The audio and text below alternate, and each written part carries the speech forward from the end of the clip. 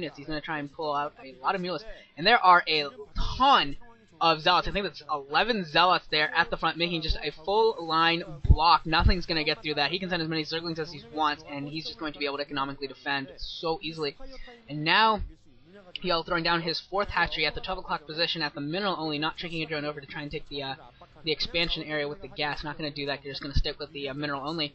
And we'll see whether or not Yellow actually does decide to go mules, or if there's going to be some Scourge produced, because that Stargate is up now producing some Corsairs, but the Spire should already be done, and he should be starting to produce whatever it is that he wants to produce. And Reach trying to trick a probe through at the 6 o'clock position, trying to get it through the mineral lines. Had some trouble there the first time. You usually don't want your probes to be carrying minerals around while they're trying to do that, because it just makes it a little bit more difficult to trick the probe through. But it looks like he was successful, and he's going to throw his Nexus up in a position to get the the gas as well. First Corsair is out harassing this Overlord, and a couple of Scourge out as well. Not actually going for the Corsair, because Corsair ran away all the way back home to its cannons. 4th hatchery, well, 5th hatchery actually going down at the natural expansion. So that means that we might be seeing some 5-hatch Hydra. I did see the Hydralisk then, so we might be seeing some transition into Hydralisk tech. Mass numbers of Hydras. There are a lot of Zealots out though, so this is going to take a lot of micro from Yellow if he's going to succeed on this. Stargate is producing a Corsair, but there's 2 Scourge waiting. I hope Reach sees this. I don't think Reach even saw that. Otherwise, he would have brought something over his first Corsair over to try and distract those Scourge.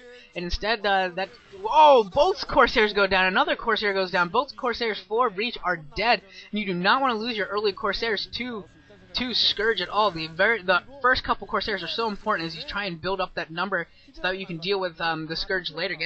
Losing when you lose the first couple, it just puts you so far behind, and especially it's just a time intensive to build more Corsairs. It's not so much, I mean, the mineral and the resource loss obviously is painful, but it's the time that hurts even more before you can get Corsairs enough that you can actually expand around the map.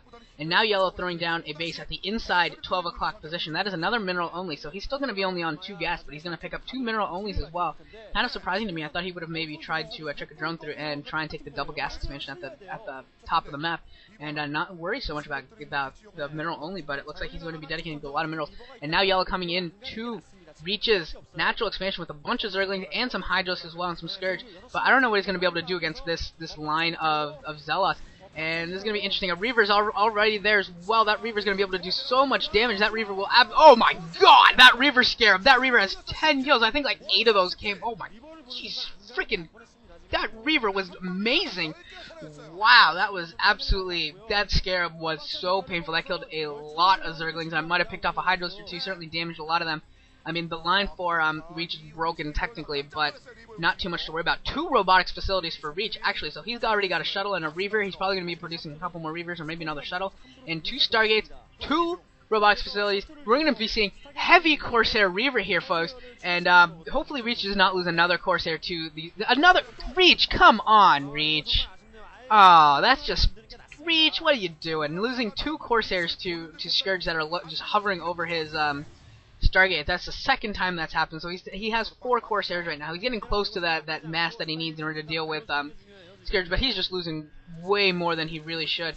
And a couple Scourge are over on the right side of the map, so that shuttle's not going to be able to go. And now Yellow coming in again. Actually picking off that shuttle. It had I think it only had 4 Zealots in it. Luckily enough for Reach that didn't have any Reavers in it, but one of the Reavers goes down. But I think this push is going to be stopped by the second Reaver with the cannons in front is going to be able to stop it, I think. Unless the Hydras jump in and they're going to kick off another Reaver. They pick off the second Reaver. There's only 1 Reaver left. They actually might be able to pick off the 3rd Reaver. Oh my god, Yellow's doing a fantastic job picking off all of the Reavers. All of the Reavers are down for Reach. Reach has no Reavers in the air, and he does not have that many Corsairs either. Reach, that was terrible for Reach. Losing every single Reaver, losing his shuttle, and he's been losing Corsairs one after another.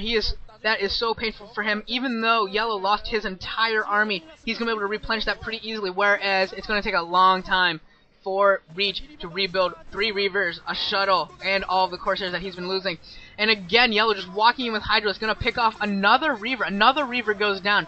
He lost a lot of Hydros doing that one, though. He lost something like 5 or 6 Hydros in order to take down that one Reaver. That's pushing how much, that's definitely pushing the limits of what you're willing to do economically to take down a Reaver. But again, just keeping that Reaver count low, and Corsair Reaver not being allowed to work at all. And I think Yellow, if he wanted to, could start expanding around the map, take another expansion or two, and just try to just dominate Reach in the macro game. But not really choosing to do that, sticking with his 4 bases. Reach with his Corsair fleet going to the top left corner of the map, going to pick up a couple Overlords that are over there. And Yellow being a little sloppy here, losing some Hydros carelessly to cannon fire and not really able to protect them at all, not being very careful. And a couple of Overlords also go down at the top left. A lot of Scourge out for for Yellow as well. If he can catch those Corsairs, that could put Reach to such a huge disadvantage. And one of the Corsairs almost getting caught by Corsairs, but not quite.